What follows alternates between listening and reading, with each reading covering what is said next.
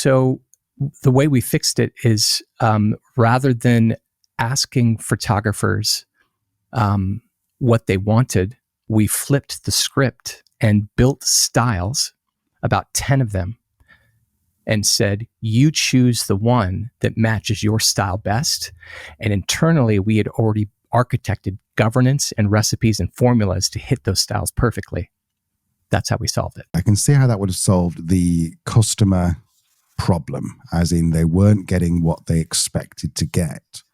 Right. But tell me about the creative side of that then, because are you not then just saying that a creative, an editor, can only do one of 10 things? And does that affect like their engagement in the work? Yeah, it's a great question, Al, because that was a period in time where we'd spent a ton of money and time and resources building up a very large fleet of editors.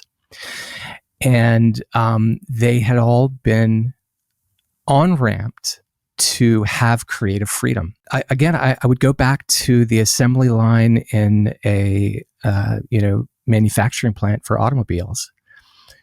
At the end of the day, if the business output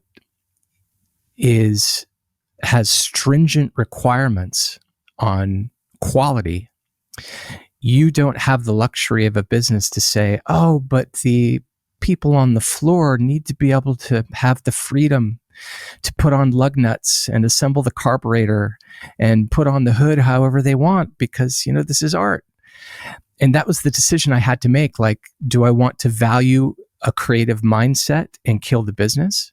Or do I need to treat this business like an assembly line in a manufacturing plant to make sure the business delivers its promise to the customer? And that was the choice that I decided to make. And it was the right one.